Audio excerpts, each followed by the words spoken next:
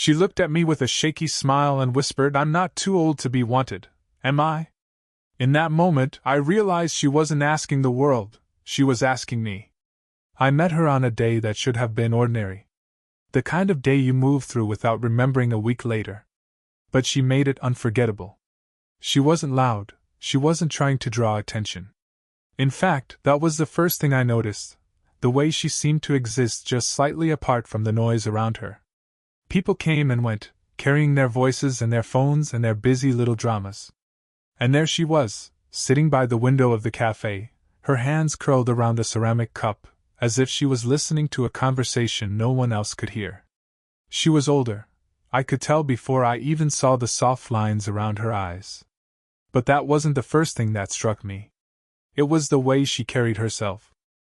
There was a kind of grace in her posture, a quiet assurance, even though her smile when the barista spoke to her seemed just a little hesitant, as if she hadn't been smiled at like that in a while. When I stepped up to the counter, fate, or maybe coincidence, had me standing right next to her. I caught the faint trace of her perfume, warm and woodsy, with something floral threaded through it. Sandalwood, maybe? Jasmine. It stayed with me long after she moved. She glanced at me once, briefly, like someone checking a reflection in passing. Her eyes were a deep brown, soft but cautious. And then she looked away again, brushing a strand of hair behind her ear with a motion so graceful I could swear she'd practiced it, even though I knew she hadn't. It was just who she was. The barista asked if we were together. We both laughed, shaking our heads, but in that moment our eyes met. Just for a second too long. Long enough for me to notice the flicker of surprise in hers, as if she wasn't used to someone really looking. Later, I sat down a few tables away with my coffee. She had a book open, but I could tell she wasn't reading. Her gaze drifted out the window, lost in thought. There was a softness in her face that made me wonder what story she was telling herself in that moment. I should have minded my own business. But when her napkin fluttered off the table, I was the one who bent down to pick it up, brushing her hand as I passed it back. It was barely a touch, the kind you'd forget instantly if it didn't matter. But it did matter. Her skin was warm, and for half a heartbeat, her fingers rested against mine. She thanked me with a small smile, polite, distant, but when she turned back to her book, I saw her hand linger on the napkin a little longer than necessary, as though she, too, had felt something in that brief contact. And that was how it began. Nothing dramatic, nothing you'd notice if you weren't paying attention. Just a quiet spark, hidden in the most ordinary of moments, waiting to be fanned into something neither of us expected. The thing about chance encounters is that they're supposed to end. You cross paths with someone, exchange a few polite words, maybe a smile, and then life carries you in separate directions. That's how it usually goes. But not with her. Somehow, she kept showing up. Or maybe I kept finding reasons to notice her. A week later, I walked into the same cafe, and there she was again, the same corner by the window, the same book resting open on the table. Only this time, she looked up before I even sat down. Her smile was small, but it was there. And that was enough to make me feel like I'd been invited. I ordered my coffee and, instead of sitting across the room, I walked over to her table. My voice was a little unsteady when I asked, "Mind if I join you?" She hesitated for the briefest moment, then nodded. "Sure. I could use the company." From that moment, something shifted. The silence between us wasn't awkward anymore, it was comfortable. We talked about simple things at first, the book she was reading, how she preferred rainy days to sunny ones, and how she always ordered tea instead of coffee because, as she put it, "Coffee makes me too honest." I laughed, not realizing how much truth sat beneath that playful answer. She was guarded, I could tell. There were pauses in her words, as though she was measuring how much of herself to reveal.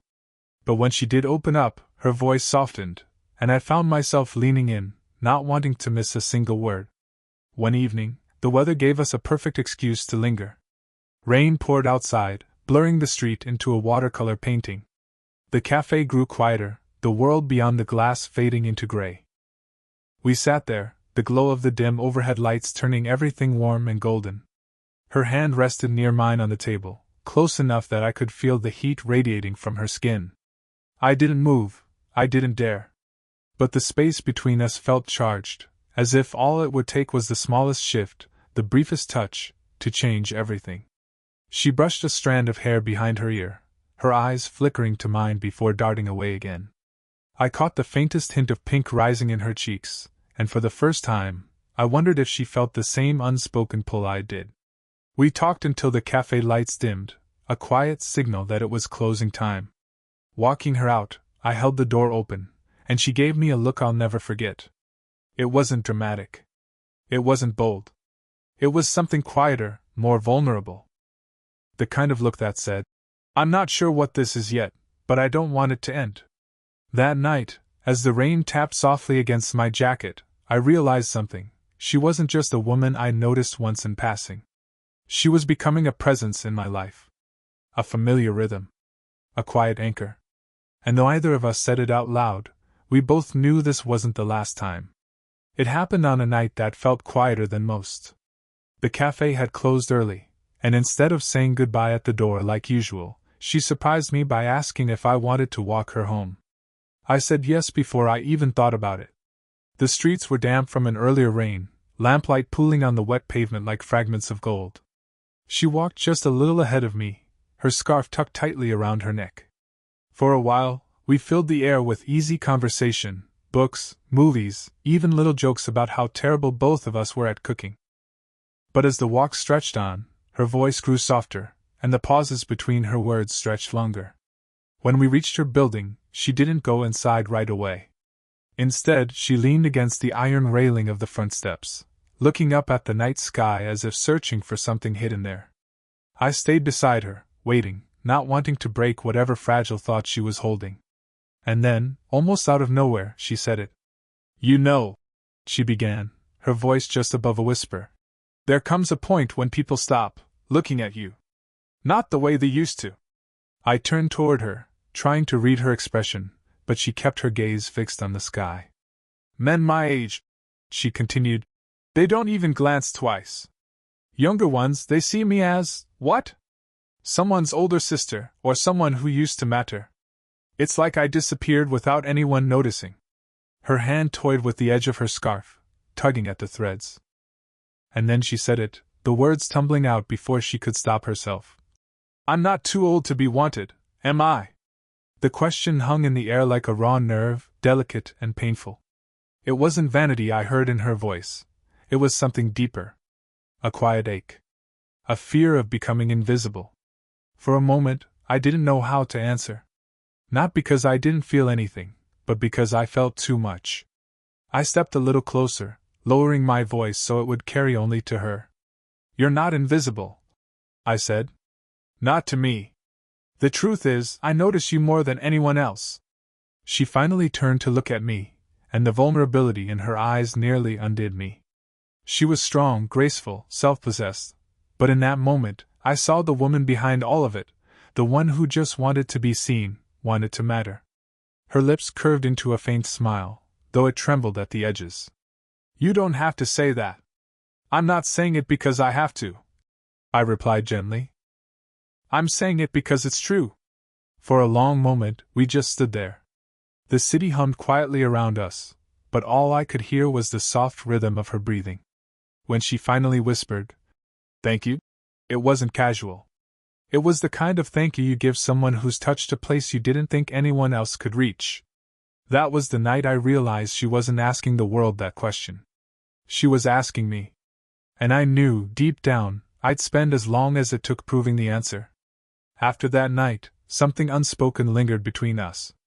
It wasn't dramatic, like in the movies. There were no sudden declarations or sweeping gestures. But every time we saw each other after, there was a different weight in the air, a warmth, an awareness, like both of us were carrying the same secret without saying it aloud. The next time we met, it wasn't at the cafe. She invited me to join her for a walk through the park just as the sun was setting. The air was cool, brushed with the faint scent of pine and damp earth. Children's laughter carried from the playground, slowly fading as families went home, leaving the paths quiet for us. We walked side by side, our conversation drifting easily at first, about work, about books we pretended we'd finish.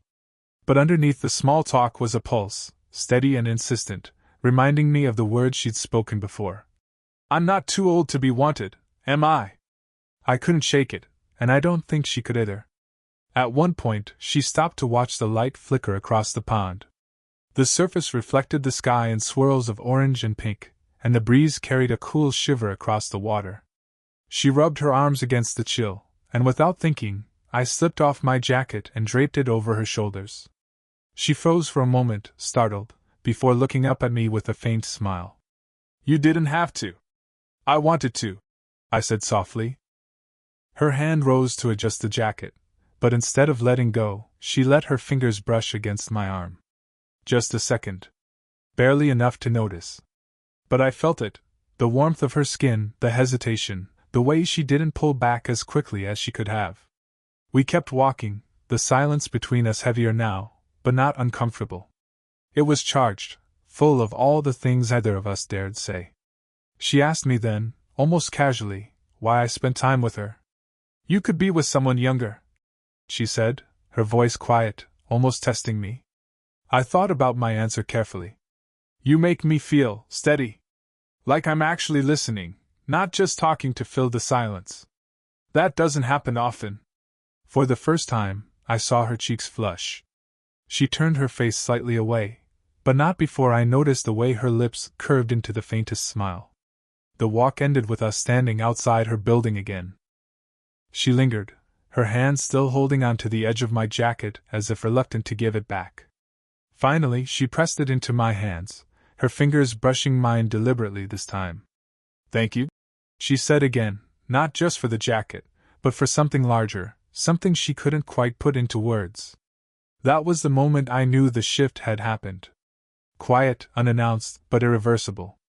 Whatever we were before, we were no longer just two people passing time together. The line between us had blurred, and though neither of us admitted it yet, we both felt the truth settling in. We were stepping into something we couldn't turn back from. It was bound to happen sooner or later, that moment when the air between us became too heavy to ignore. We had settled into a rhythm, our meetings so natural they felt inevitable.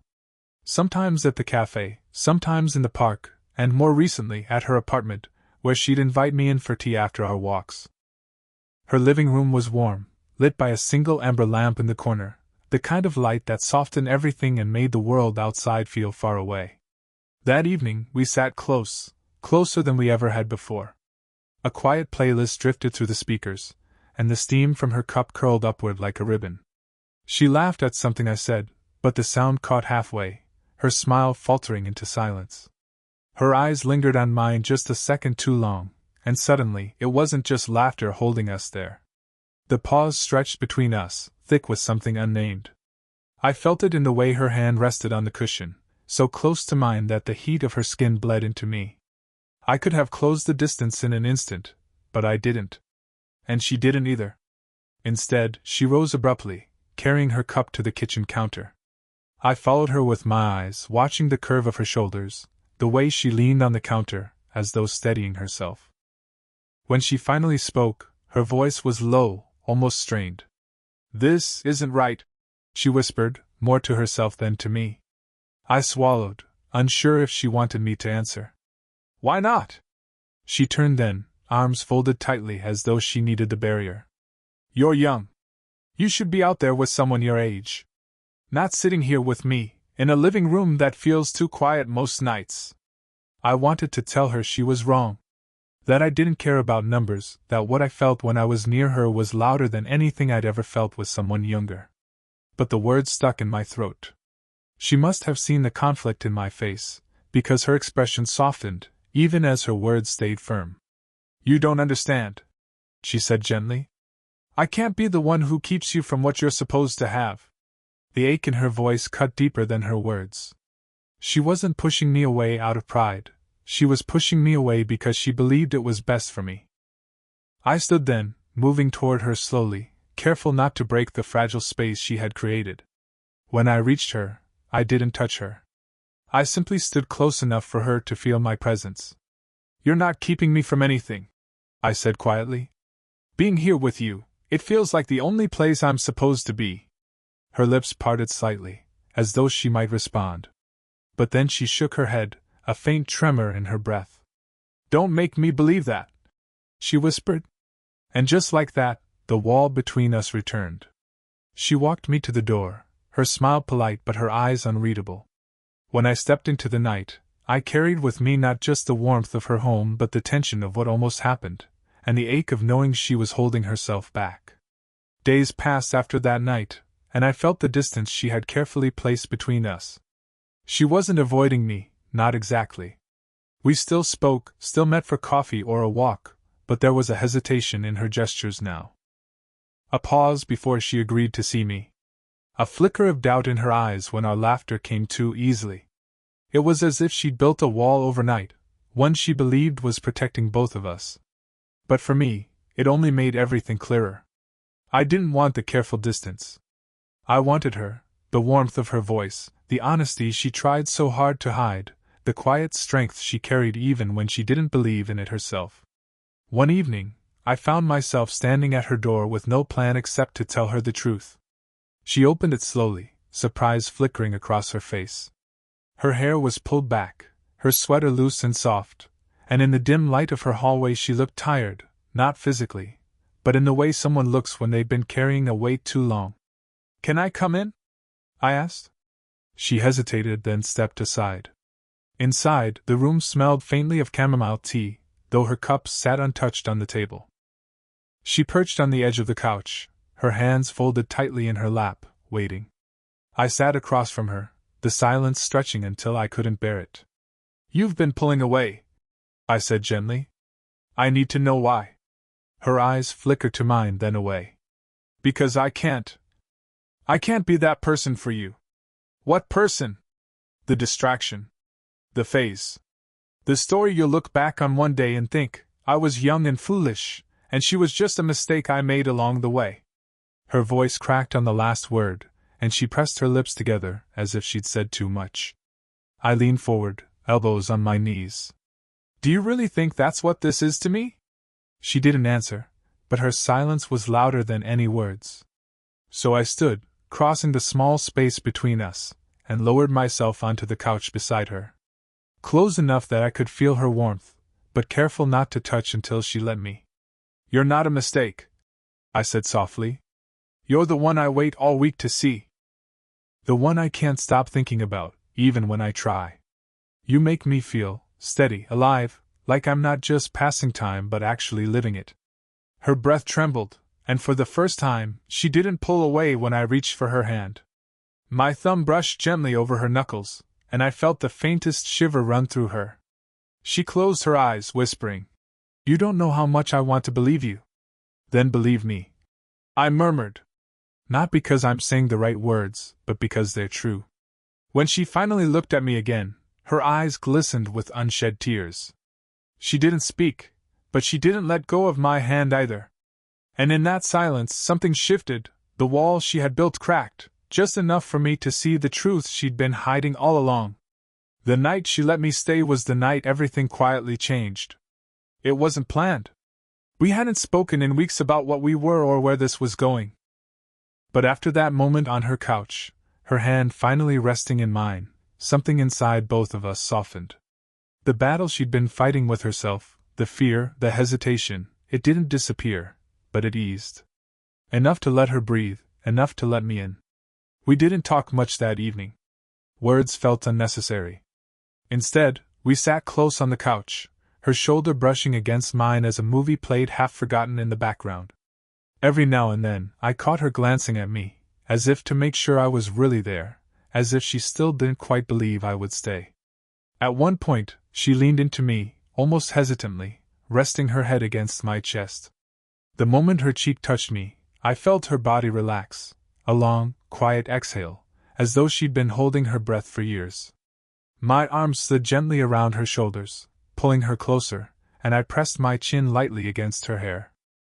Her heartbeat was steady against me, and I realized how rare it must have been for her to let herself be this vulnerable. To simply be held, without judgment, without expectation. We sat like that for a long time, the room bathed in the soft glow of the lamp, the outside world distant and irrelevant. She broke the silence first, her voice barely more than a whisper. You make me feel wanted. I tightened my hold on her, answering without hesitation. That's because you are. Her laugh was quiet, shaky, threaded with disbelief. Maybe I was wrong about being too old. I tilted my head, brushing my lips softly against the crown of her hair. You were wrong, I said, the words firm but gentle. You're not too old. You're timeless. She didn't respond right away. Instead, she shifted slightly, her hand finding mine and intertwining our fingers. The gesture was simple, but it carried the weight of everything she couldn't yet put into words. Acceptance. Trust. The fragile beginning of something more. As the night wore on, we stayed tangled in that silence, speaking only in the small ways our bodies leaned into each other, in the rhythm of our breathing sinking naturally. There was no need for dramatic confessions or promises of forever. What mattered was this moment, her choosing to stay close, me choosing to hold her, both of us finally letting go of the fears that had kept us apart. When it was time to leave, she walked me to the door. But instead of the usual polite goodbye, she stood there for a long moment, her hand resting lightly on my chest.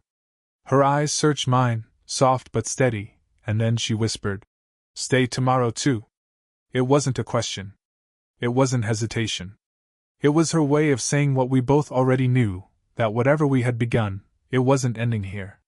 And as I left her home that night, the warmth of her touch still pressed against me, I realized something with absolute certainty. She had let herself be wanted. And in return, she had given me the only thing I'd wanted all along,